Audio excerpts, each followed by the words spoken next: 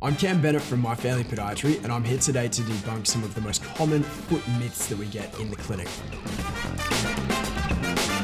Expensive shoes must be good. It's not the case. There are so many expensive shoes that are absolutely terrible. Now, it really depends on a person's foot. If you're buying the wrong shoe for your foot, it doesn't matter how much money you're spending on it. It's not going to be good. It's not going to be comfortable. It's not going to be appropriate. Speak to a professional, whether that's a qualified shoe technician at a shoe store, a podiatrist, someone else who can assess the way that your foot functions throughout activities and recommend an appropriate shoe to you. That way you're not going to go out and spend a huge amount of money on a pair of shoes that might not be right for your feet. Cutting a V in your toenails will stop ingrown toenails. Definitely not.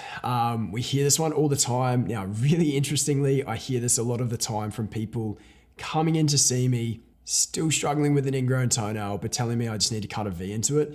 If that were the case, you probably wouldn't be in there seeing me in the first place. The skin on the side of the nail was strong enough to push that nail back together. You wouldn't have an ingrown toenail in the first place. So cutting a V into the top only risks further infection and will not change the way that that nail grows at all. I recommend seeking assistance from a podiatrist to make sure that the edge of nail that's ingrown into the skin is removed properly and reduce or eliminate the risk of infection on the sides there. Only athletes get athlete's foot. So athlete's foot is caused by this fungus that can get into the skin called tinea pedis.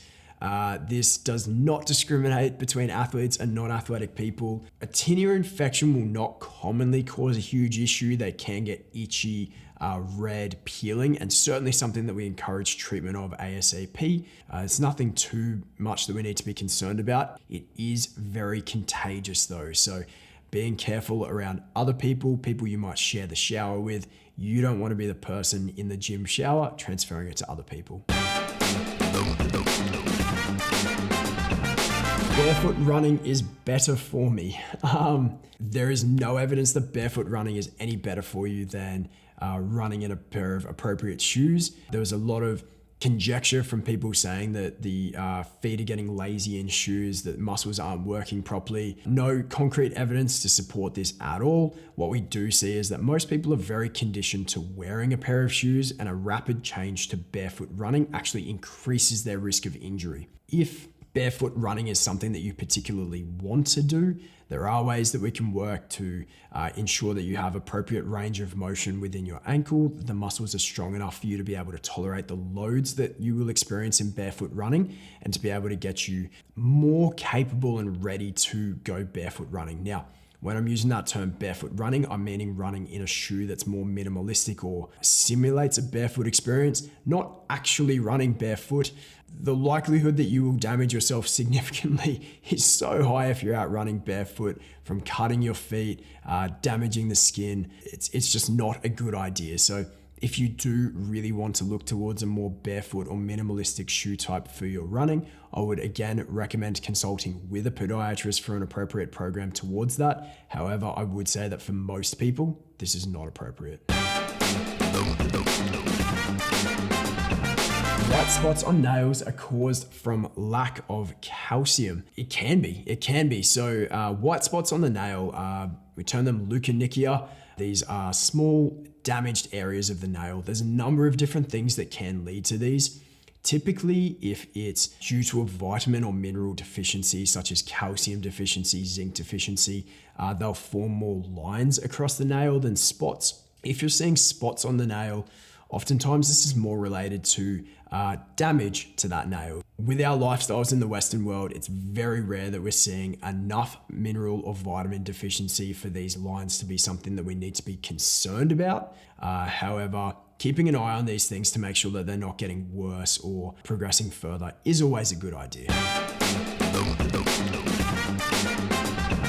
Broken toes heal on their own. Look, all broken bones heal on their own in some way, shape, or form. It's common that we don't really intervene too much with broken toes because there's not a huge amount that we can often do. Now, it depends on the extent of the break. If the bones are not aligned properly, they're sitting off to the side or causing some other kind of deformity and issue through there, it may be necessary to intervene. However, most commonly what we'll be looking at is trying to reduce pressure onto that area so that our body can continue to heal that on its own. Typically with a bony break, we're looking at somewhere around that 8-week mark for those bones to have healed back up again. Not having a big toe means you can't balance. This is such a common one. A lot of kids come in asking if we lose our big toe, will you fall over? Toes and the big toe especially are really heavily involved in balance. So they allow the foot to stabilize. They allow a lot of structures within the feet to work. They also send a lot of feedback back up to the brain as to how the foot is interacting with the environment. If you lose your big toe, it is harder to balance. The foot needs to retrain itself to be able to stand back up again and engage some of these structures. However, it doesn't mean that you cannot balance. There's many people who get around without big toes for various reasons, whether this is due to some kind of surgical amputation or just any other kind of ailment that's led to that big toe either not being there or coming off, and they can still walk around and do whatever they need to do. But certainly after losing a big toe, it can take a little bit of time to be able to balance appropriately. Thank you guys. I've loved debunking some of these foot myths with you today. If you have any other myths that you've heard or any foot concerns, make sure to contact the team at My Family Podiatry.